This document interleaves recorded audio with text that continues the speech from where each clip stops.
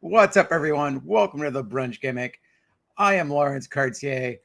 We are live. Buenos dias, Fernando. ¿Cómo está? New Music Inferno. It is indeed time to brunch it up.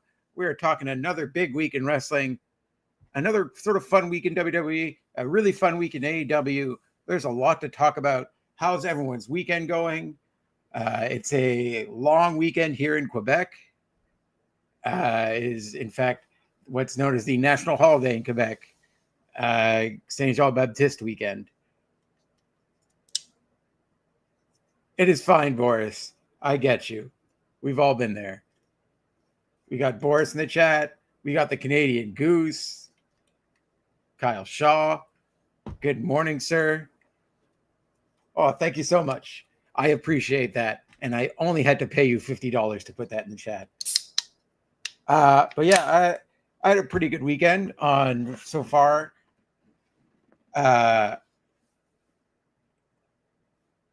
Stoned and hungry. Fair enough. Again, we've all been there. I, on Friday, went to the IWS show, which I do have some feelings about. And I'll use this thing I've never used before that's been sitting here that Zach made. And it's the first iteration of thumbs up or thumbs down, thumbs up or thumbs down. If we get a copyright violation for that, I'm going to be so mad. If somebody already copyrighted that music I made up off the top of my head. But yes, IWS, one of my favorite promotions in the world. It's like a home to me. I'm friends with so many of the people there. My thumbs down that I put was probably one of the, I wouldn't say one of the worst wrestling crowds I've been with, but one of the, because it was a smaller crowd this show. Full disclosure, it was a smaller crowd, and they did the thing which I'm like, I wanted them, like, I'm like, I wish somebody would cut a promo on these fans right now. Because they were doing the thing that I know for a fact wrestlers hate. They hate it so much, and it was taking away from what was a good show. Was because it was a smaller room, a group of douchebags were able to sort of like take over with their shitty shoot. I'm gonna curse within 10 minutes. Doesn't matter. They sort of took over the audience because it was a smaller crowd this show, and started doing the grab your D and twist it chant constantly through every match. And here's the thing, I know for a fact wrestlers hate it. It's a stupid chant. It's done by the least funny people you know. The people who like, this is their one chance to get an open mic, and they're like, yep, maybe I should get into stand-up now, guys. That's it. This is my tight 5. I'm clearly an unspoken genius. I'm the first one to do this chant ever. And it sucked. I was like, I left the show kind of angry just because it took away from me. Like, again, great show. Like, like all in all, fun show. If you check it out on Triller TV, there's some great performers on there. Please check out the IWS because I would like to see them succeed more and bring more people in. But yeah, it was all in all still a fun show. It's just like there was a group of people, because it was a smaller crowd, were able to take over the take over the show a little bit and constantly do their unfunny chants, and it drove me insane throughout the whole show. But on that sort of relaxing weekend, stayed home yesterday. It's gonna be a bit of a shorter stream for me because legitimately right after this, my friend who is moving out, leaving Montreal in Quebec for PEI, is actually playing a concert right near me. So I've got to haul ass the second this podcast is done to make it there in time. Because I don't know what time he's going up. The show starts at 2:30. I don't know. It's a bunch of different bands. And I've got to like quickly get changed and run over there. So it's going to be a little bit of a shorter stream today. But all in all, still a really fun week in pro wrestling. We still got some big week coming up this week too. We'll get into that. But like, why don't we start the biggest news out of Friday and the thing we were all talking about, which was CM Punk's reverse pipe bomb, which he dropped. Which, if you don't know, we just passed the anniversary of the original pipe bomb, which is one of the things that started to get me back into wrestling a little bit. I remember, I think it happened when I was, can't remember exactly. I think it was when I was out of wrestling. And I remember just hearing about it online and finding, I'm like, yes, this is exactly what I wanted to hear. These are a lot of the frustrations I had with WWE at the time. And here we are so many years later after a John Cena match with R-Truth once again. This time John Cena cutting the promo. And he did make some good points. Like, I think calling out Punk as a capitalist was a fair point. I think that was a very fair and funny point. I think him almost parodying the "Hey Colt Cabana" thing by calling out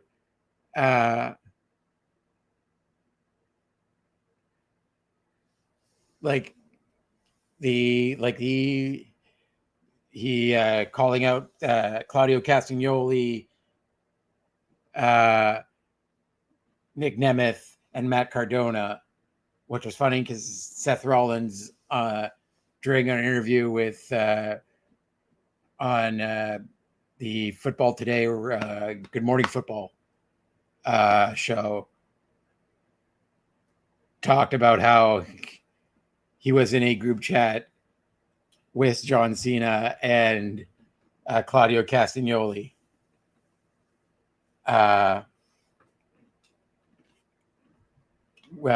coffee group chat came up last week or a couple weeks ago with him and Seth Rollins. And so it's funny that he also made a point of shouting out Claudio Castagnoli. He's probably the only sort of like mildly controversial one to shout out because he is active. That he did straight up shout out the full name he's using, his like actual name, but like his full name he's using in AEW. The other ones are independent and TNA, which is just basically calling out somebody in WWE. But yeah, it definitely for the first time, like, we're seeing the turn in the crowd reaction with Cena during that promo. They started straight up booing him and were cheering him on the way out because he did call out some fair points about CM Punk. Again, like stuff that I didn't think landed for me was the 5 moves of doom, saying he does the same thing every promo, which it wasn't true. In all fairness to CM Punk, when he turns it on, and he is able to make an interesting promo with whoever he is against. Like he's known for being one of the best promos in the business for a reason. So I didn't think he does the same thing 5 times. Like, I think that's more fair of a Paul. That's a better criticism of a Paul Heyman than it is to CM Punk. Because like Heyman has the same beats he does, same sort of jokes every time. Like he does have his like 5 things he sticks with, which are great. He's the best at it, but still, like I don't think that's as fair for Cena's promos as like this is the once again like it's just interesting to see like 2 dudes who match up so well against each other and just love working with each other so much. Like that's when professional wrestling rules. Straight up, when you could find that person, like your partner, who no matter what time, like you can do it like 10 years from now and they'd still be so great against each other and just could find magic with each other because they are both giving and like willing to like trust the other person completely with their promos. Like it's just 2 people at the top of their game who still like work so well together. And like it brings out magic in what was a lackluster heel turn for John Cena up until this point. Like it was the same things, rinse and repeat for John Cena. And this is the like granted the whole point he didn't want people to cheer him. But like it almost seems like he does now. But like he's still bashing the audience. He's still a heel. He's still calling them idiots. But like he's still there is like part of them that like part of this character that loves it still wants the adulation. And like I felt like the whole thing was well done. The like one of the other takeaways I have, like small notes, is the advertisements on the table do take away from it. It does make the table look like a toy, and it does like bother me a little bit. Like throughout, especially that the ad was perfectly placed, facing hard cam straight up. I was just like sitting there, like, damn, this. Like it's almost like 90% of the way there, but like every time I get into it more and more of what he's saying, I'm like glance down, I'm like, goddamn Slim Jim table. why are you doing this to me, Slim Jim table? But yeah, like that whole episode of SmackDown I quite enjoyed. Like I was like that promo definitely was the thing that people are going to be talking about for a little bit. John Cena did great like throughout. Like again, I felt this is the loosest he's been in a while. Good morning, Dare Amazing. I hope you're having a great day and going to have a great afternoon today and having a great weekend, honestly. But yeah, I sincerely hope this is a like the start of something. It's not just gonna be a one-off with Punk. It's start of something more interesting for this heel character of John Cena, where he's looser and having more fun with it. Because like, and at times he's just like still trying to find that character, and like he doesn't have the luxury of like over a year like time to find it, to find this heel character. It's done in a few months. So in real time, he's trying to navigate and do different promos with different people and see how this character matches up with different people, which isn't the easiest thing to do. But I think he found the perfect balance and the perfect counterfoil with John Cena, especially like with real life stuff aside. And like it's getting harder to talk about, but like pointing out CM Punk's hypocrisy of going to Saudi Arabia for the match.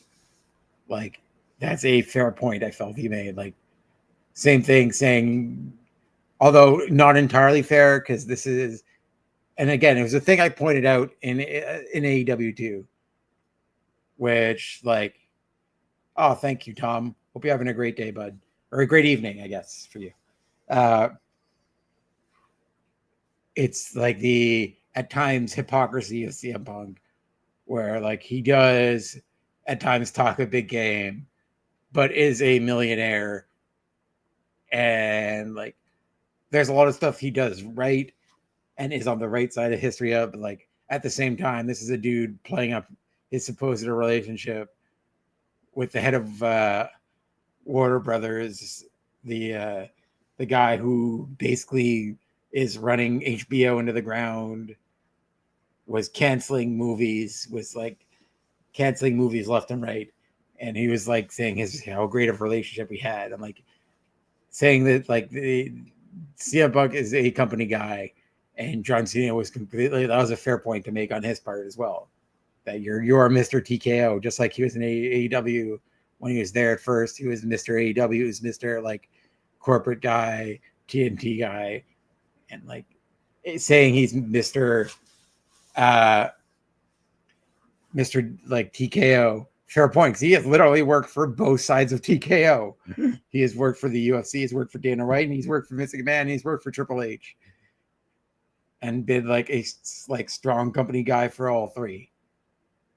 Like those were like completely fair points, and like that's the balance you do as a CM Punk fan, I would say, and like it does make this match more interesting going to Saudi Arabia. Like I do wish something how interesting would happen with this title going forward. Like I honestly don't think CM Punk's gonna win. I think CM Punk's gonna take the loss, but man, would it be interesting if CM Punk wins, or like Seth cashes in on him, and then you've got like the three of them like fighting over the title. But that is to be seen. We also had the continuation of the King and Queen of the Ring tournaments. I will say this. I am bummed that Sami lost. I was hoping that he'd be in Saudi Arabia and he'd be the King of the Ring. I thought that would be a great thing, but like I wouldn't be surprised if they do. If what next for Sami after losing to Randy Orton. Randy Orton's moving on, and he will face the winner of Jey Uso and Cody Rhodes, who will be wrestling on Raw on Monday. But again, it makes sense because it is a Saudi show, and they want the big, like the more like recognizable name, and that's Randy Orton. Like, granted, it's the Sami in Saudi Arabia, and you saw the pop he's gotten since he started going there, and how much he did say it means to him going to Mecca and stuff like that, like being able to like to practice his religion there, and just like being in the Holy Land meant a lot to him, and like it meant a lot to that crowd too to see him there. But like at the end of the day, Randy Orton is still the bigger draw. So I was kind of expecting him to win, because they do have a tendency to like book those shows with the more legendary names and talent. Oh, whoops. Get my desk a little bit. But yeah, Randy Orton getting the win over Sami. We've got Asuka moving on. Again, that one surprised me a little bit. I didn't expect Asuka to do this well. Like, I honestly like that. This whole tournament has caught me off guard. But like again, they seem to be going in the way of the more established names for this tournament, because it's in Saudi Arabia, and because like they know the money behind it would like to see the more established names, and let's say the more fan favorite. Like, not that Asuka's honestly well deserving of everything she gets. She's one of the best wrestlers in the world, period, male or female, or non-binary. Like, it's quite clear, and has been quite clear for a long time. So like I'm excited to see what goes on with this tournament coming up, as we like get ready for the finals next week, the second semifinals next week as well.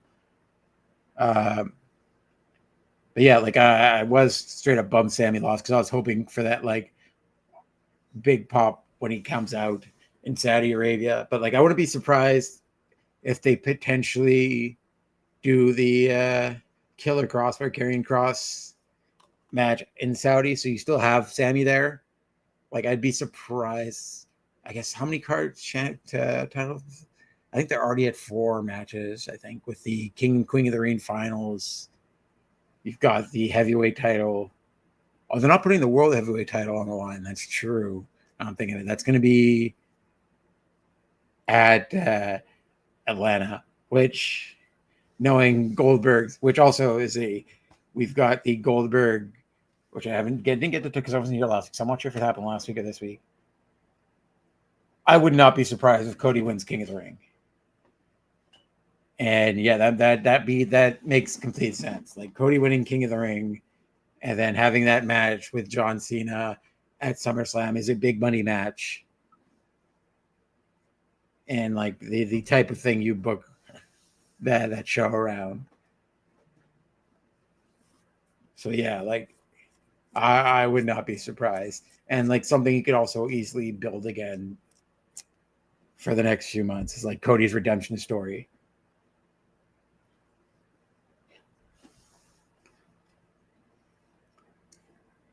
But yeah, like I would not be surprised to see potentially a Sami carrying Cross. It's probably gonna be I wouldn't be surprised if they put Sami there against like carrying Cross. Or they do that match there because like I feel like they might want him on the card there. But like they're already at at least 4 matches because 3 or 4 matches. They got the title match, King Queen of the Ring, and maybe 1 or 2 more.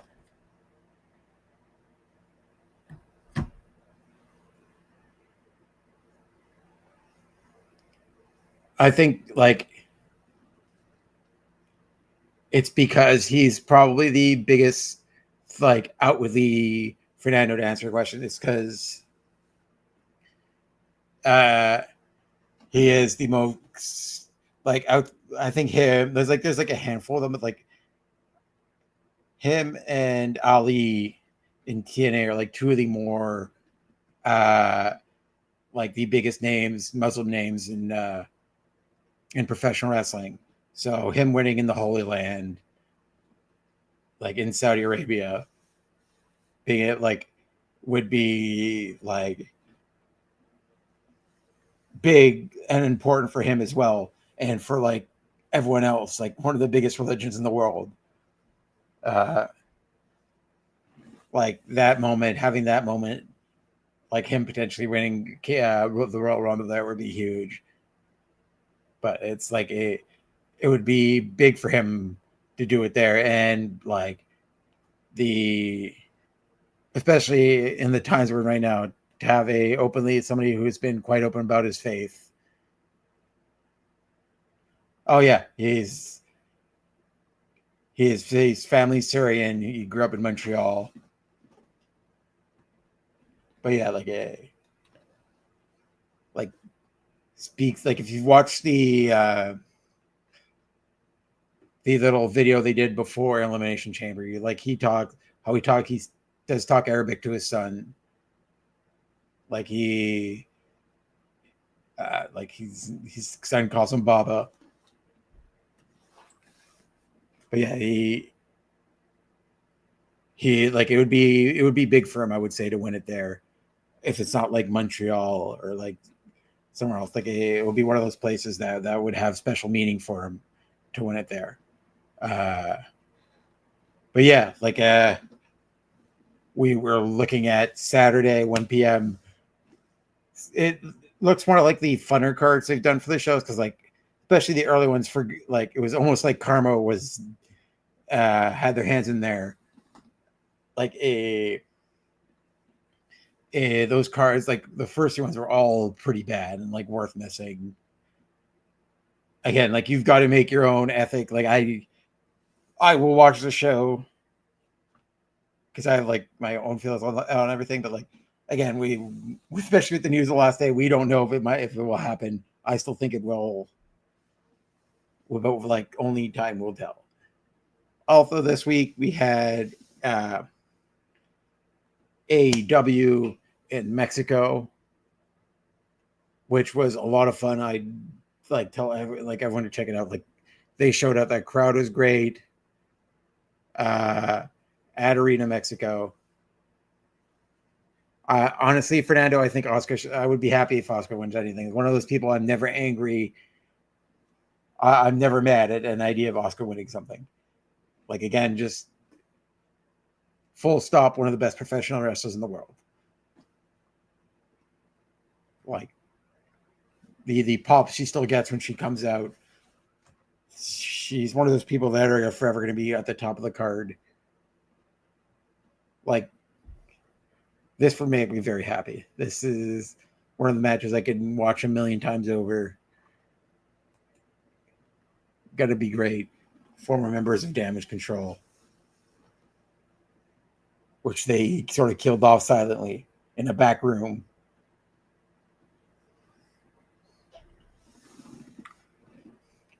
But yeah, like the AEW this week, really fun show. Obviously, the thing that took the headlines, which again,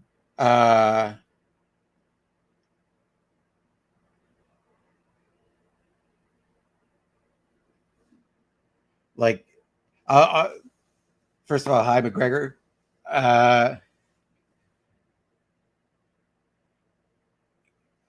Like, I don't think it's gonna happen because I don't think you like. Again, this is very real thing surrounding a match, like very real life events that are happening around a thing. Like it is I'm sure a thing they're going to address. Like especially that past Saudi shows haven't, like one in particular hasn't happened, like happened with a lot of like they did not get out of the country right away. They were held at the tarmac, but I think that the Saudi crown prince wouldn't want anything embarrassing his country, and Iran wouldn't use that as a thing because they also wouldn't want to piss off Saudi Arabia. So I don't think anything is going to happen if they do the show there, which I think they will. Like I don't think anything's going to happen there. At least I hope to God, because like we're living real life insane times right now, and it's harder to not talk about things when they're, especially when they're right there in that region. But yes, Fernando, AEW was excellent. Again, like the like sort of like pro America xenophobic stuff, I don't it's not necessarily the my favorite thing in the world, but like it is the like cheap heat, the easy heat is to take off like luchadors masks, especially in Mexico. Like to do it there is like nuclear heat, and like I get why he's doing it, but like it's sort of the like it's like the cheap heat whenever anyone like a like wrestler rate, like especially American wrestler wrestles a luchador. It's what they all do. It's what like Chad Gable's doing in WWE. It's like the easiest thing to do, and to me, it's not necessarily the most interesting thing in the world. But yes, the first off, like again, speaking with real life events, one of the most talked about things from AEW was sort of like a small gesture, but a gesture that clearly matters and does have a big impact. Is like Brody Lee first off coming out in the anti-ice t-shirt, which like very proud of that dude for doing that, because especially like AEW, both AEW and WWE, but especially AEW, like has a lot of international talent who could be affected by this. This is a group that are sweeping up people who are just visiting, who are literally just on tourist visas, and are arresting them if they just look different, if their skin is too dark, or they just like look like they're not from there. The ICE agents are assuming that. And WWE, I mean AEW does have a lot of talent that are just on, who cannot speak out for the, like I know for a fact can't speak freely at the present time with the present administration about how they feel, like how they truly feel, because they fear retribution. They fear that like if like they try to cross back into leave the country and try to cross back in the border, that they're going to be denied and their visa is going to be taken away from them because they spoke out against the administration. So for Brody King to use his privilege and to speak out against it should be applauded. And like was a funny thing that happened this week is I basically tweeted out the same thing I just said. And like I saw the point like in which the like in real time where the tweet left like cool Twitter and entered like the turn of like entering cool Twitter into like the weirder parts of the IWC into right-wing Twitter as like the comments started matching up. I'm like, oh, this one's a little weird. It's getting a little weirder. Straight up a right-wing tweet, comment right afterwards, and like 2 or 3 more. Like watching that in real time was a fun experience. It's like watching a tweet do mildly well, and like around the like 800 like point, things started getting weird in there. But yeah, like it got news. Like it's Thursday. I just got here. Like one of the a journalist started retweeting it and talking about Brody King. Like it was on MSNBC. All the news organizations are talking about it. And like A, gets people talking about AEW, which I'm sure Tony Khan's not mad at. And B, it does help stand up for some of his coworkers, especially he did it in Mexico, where so many Mexican Latinos are getting targeted by this, and the whole thing sucks. So like, if like my huge shout out of the week is to Brody King, who like did great. Also, Hangman Page, like again, it's gonna be so heartbreaking if he doesn't win the title against Mox, because man, one of my favorite lines from Eastbound and Down, which somebody tweeted the picture of, is when Kenny Powers says, "I transcend race, gringo," which is like Hangman Page coming out and doing a full promo in Spanish, which ain't the easiest thing in the world to not to do a promo in your second language. Not the easiest thing to do, especially do it on television and do it, and came off really well. And like, I also got to see the reaction, like Minnie Portable's reaction is great, because like watching her get emotional, hearing like hearing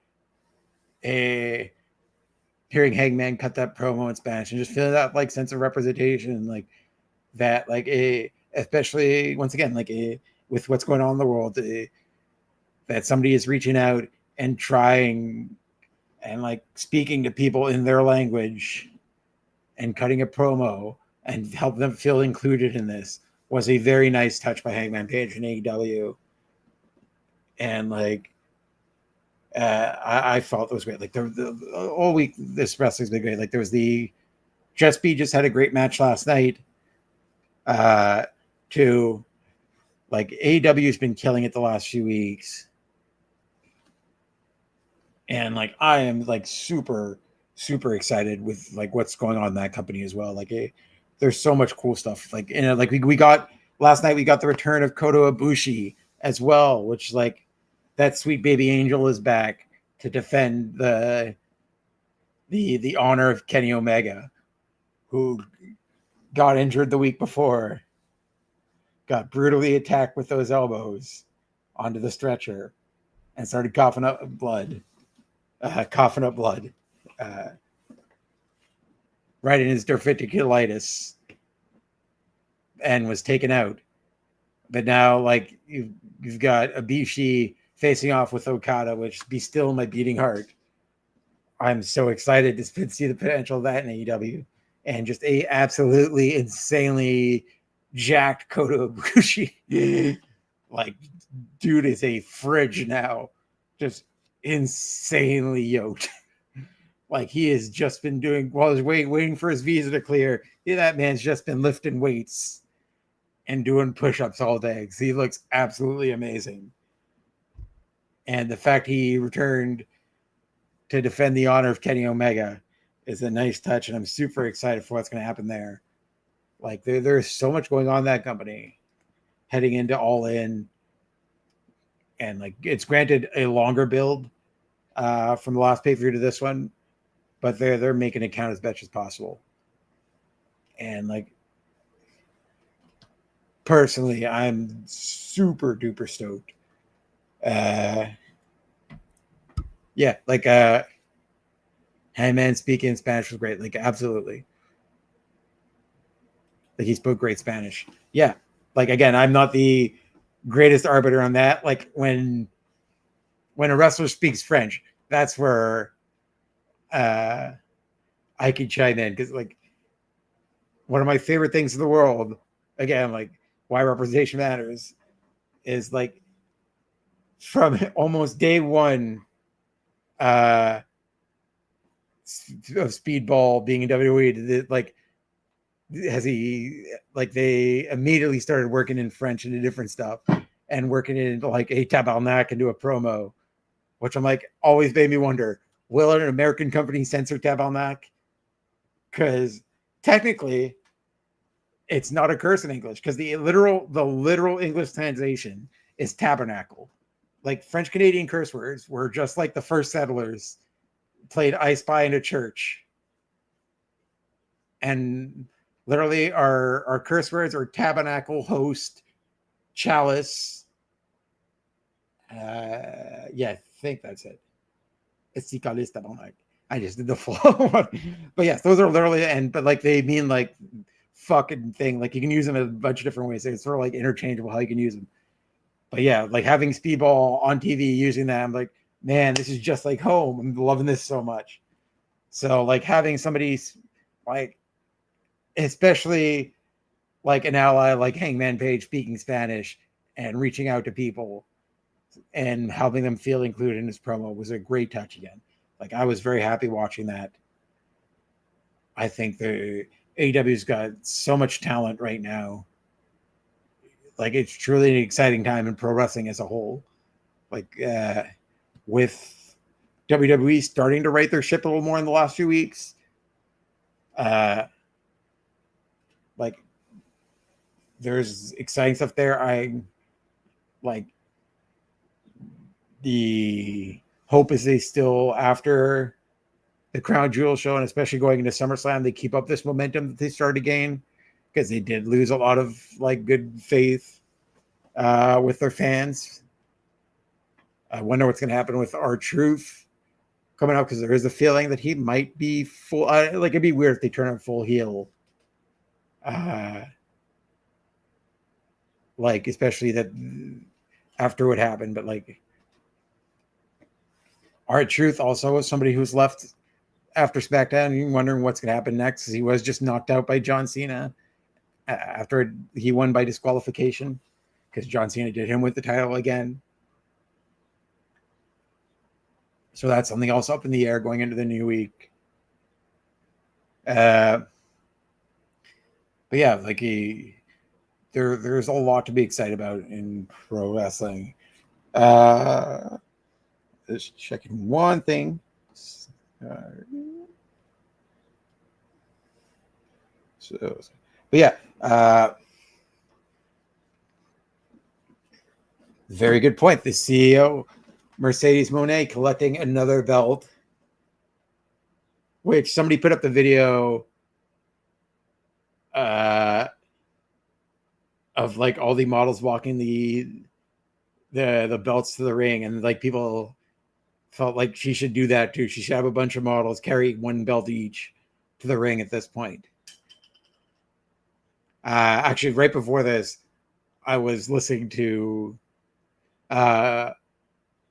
Wrestling Made Me Cry on the Fightful Overbook channel with Kylie and Auntie Collins, and they were making the point that this makes Mercedes the Thanos of AEW, of just collecting all the rings possible and just being all powerful. And like I honestly, like that's the her and Tony Storm. I don't know what's got, like I would not be shocked if she beats Tony Storm. Like I think Tony Storm should be the one to beat her. But again, then who beats Tony Storm after that? I honestly don't either, because A, people do not understand how that company works and just thinks she has all the titles, so she's clearly booking everything herself, which is not the truth. It's like not quite the same as WWE, because WWE has to answer to investors, because it's a public company, so they still have shareholders and a lot of different people that, and like advertise a lot more. Advertise AW too does too, but WWE has shareholders to answer to. But AW still has $1 billion company, and they're not going to let a wrestler fully control all of their booking. Like, it's not a Hulk Hogan thing. She does not have creative control. She has, like anyone else, their creative input. And the reason she has all the titles is because she's a massive draw and a massive star. Like, it's also, Tony Khan doesn't run every one of those other companies. It's those other companies wanted her to have the titles because it brings, like, they feel that it will bring more notoriety to their companies at the end of the day. Exactly. Kenny collected the belts. Why not the CEO? Exactly. Like, at the end of the day, like, especially the smaller companies, now you know you're going to have at least at some point Mercedes Moné show up and book and defend that title at one of your shows, which is going to be like guaranteeing you a sellout at that show, which isn't always the easiest thing in the world. So, like, there's a reason why not only AEW but all the other companies have put their faith behind her, is because, spoiler alert, she's a draw. Like, everyone should know, Mercedes Moné is obviously a massive draw, and people hitting on that just don't understand how things work and just think everyone can just go and write what they want for themselves backstage and just win themselves titles. Like, no, that's not how that works. Like, granted, the build to the Tony Storm hasn't been the best yet, but again, like, they have a long build to go, and like, it's clearly going to heat up within the next few weeks. Like, I have no, and that match is going to be awesome. Like, I'm so excited for that match, and honestly, it could go either way. It's one of those matches where you can make a reasonable argument for either one. Like, I think Tony, this would be like a massive statement victory for Tony Storm, beating Mercedes Moné, especially the fact she has all the titles in the world. Like, it adds more to that victory for her. And like, if I would leaning more on Tony winning, because like, it'd also be interesting to see Mercedes react to having all these belts, but the one belt, that being the one belt you just can't win. That, like, in spite of herself, just can't win that one women's title belt, and it sort of like drives her. I feel there's more interesting story sort of than adding her winning that one too, because then, like, the problem being you have both AEW women's belts, like, the on Mercedes, so it's like, it is harder because she's holding up basically two divisions, and like, it's, although they have with like MJF in the past, but like, especially because they're like, would you double book them on pay-per-views, or like they're just going to defend one of the titles and just hold the other one forever? Like, it's one thing to have like somebody hold titles. That somebody else, like Athena, potentially not being in that Texas card is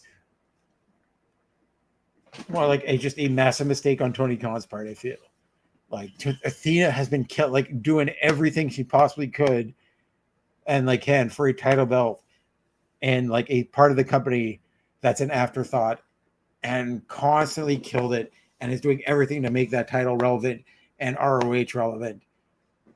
And like, I feel like against Thunder Rosa is a brilliant idea to have it all in. Like, Athena from Texas, like, give her this moment. She has more than earned it. She has earned that like moment in front of that crowd, because she has worked her ass off to make the ROH title matter and ROH as a whole. And like, it would be like there's only positives by giving them time on that show. Like not only you're rewarding somebody's hard work and giving them a big stage, but you're also giving ROH a big stage. And like at one of your biggest shows, like you have this company which always feels like an afterthought. And you, on your biggest show, there should be some ROH title representation on there.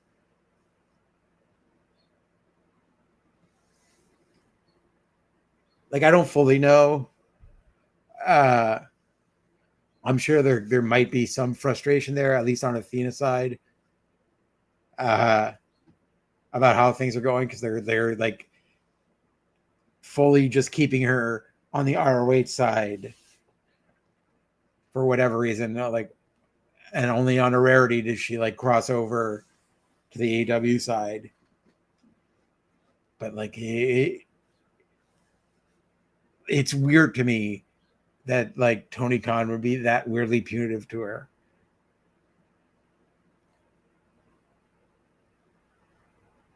Exactly, Fernando. Like she is way too talented to not be featured more. Like you have like, even if you have her drop the ROH title, like she should be on a, like there's so much she can do on AEW right now. Like if you have Mercedes win, you could have her beat Mercedes for the TBS title and have her run that title for a while. Like take that title off her. Like she would be the perfect champion for that. Like what happened with her and Mercedes is not settled yet, and I feel that's something that could be like easily heated up and brought back right away, like at any time. Like they're just like there's money to be made there, and they're just sort of sitting on it. But yeah, like we were, as we get closer to All In, there's still questions up in the air what's going to happen. But like I said earlier, this is going to be a little bit of a shorter episode because I do have a hard out today. Just before I do my plugs, as it says on the bottom there, a t-shirt of the day, buddy Alex Mays, who just got to speak. He was a keynote speaker at the Lisbon Pride. So shout out to him. He's Alex Mays, independent wrestler from Montreal, Canada. He's now one of the coaches at the IWS dojo. And like, was trained by Speedball Mike Bailey, and just a really good dude who everyone should book on their shows. And like, I'm very proud of that dude for being able to, like, being selected to speak at the Lisbon Pride. So yeah. Also, yeah, shout out to Liv Morgan, who, again, it's never like the big spots where people get injured. That's how dangerous, like just every single like how dangerous wrestling is, and how at any moment, like the slightest thing could go wrong. Like professional wrestling is incredibly dangerous, incredibly hard to do. And like, it's just like, people like say, like, why do these people do these big spots? It's so dangerous. It's literally any spot is dangerous, and any time an injury could happen, and it sucks to see. And like, it sucks. It's happening to Liv Morgan now, considering how hot she was, like going, like how much she's been doing since like a little bit. Apparently, like a lot of the Evolution show was counting on her, of like the booking of the Evolution show. So like the timing couldn't be worse for that, and her having the tag team titles and being so intricate in the Judgment Day storylines, like what goes on with there. Like she is very much like in the middle of a lot, especially in the women's division. So like, it sucks to see her go down with injury again. Like you never want to see that. And like, shout out to her. Like it sucks all the way around. But yeah, like I was saying, shorter episode today because I do have to get going. I want to thank everyone in the chat for hanging out with me today. Fernando, Dar Amazing, McGregor, New Music Inferno, Canadian Goose, Book the Canadian Goose, and Tom. Thank you for hanging out. You can also check out my interview with Tom Talk Rubbish. It dropped like a few weeks ago. If you haven't yet, please check it out. If you just want to know about a little more about yours truly. want to hear me gab some more. And as for me, you can follow me at CartCNDG on Instagram and Twitter and Blue Sky and also Twitch. I do Twitch streams sort of whenever I kind of feel like it. I've been doing my rise on WWE 2K. No, I don't. I do not think Goldberg is winning. I hope to God Goldberg isn't winning. It would be incredible if they just put the title on Gunther for Goldberg to win. I will throw my face through the screen. Oh God, it annoyed the hell out of me so much. Why would you put on a title that old? No, I think he just wants to have his last match and then go home. Like, they're advertising it as his last match. Like, have him go, like, and also make Gunther for like another title match. It makes him look silly. Like, the booking would be so weird if you have him again built as this unbeatable machine just to be beaten by this old man who's held together by duct tape at this point. Like, they're basically just weakening and burning that dude, carrying him out, and just so he can do his spear jackhammer and his high kick. Like, God, I just wish Gunther would just stomp through him real quick in a few minutes, like Goldberg is too at the bunch. It's just like, because like it makes no sense that somebody like that would be like booked to beat Gunther. It would be just ridiculous. I'll be, I might crash out a little bit if that happened. Like, it would be peak WWE stupidity. But again, I honestly thought that match was gonna be happening in Saudi Arabia, but like, no, it's happening in Atlanta, Georgia. It's happening in his hometown, his last match. So we'll see what happens there. But again, as for me, CartSandyG on all my socials, and you can catch me back here, same time, same place next week. I will see you back here next week. Bye, guys. Have a great weekend.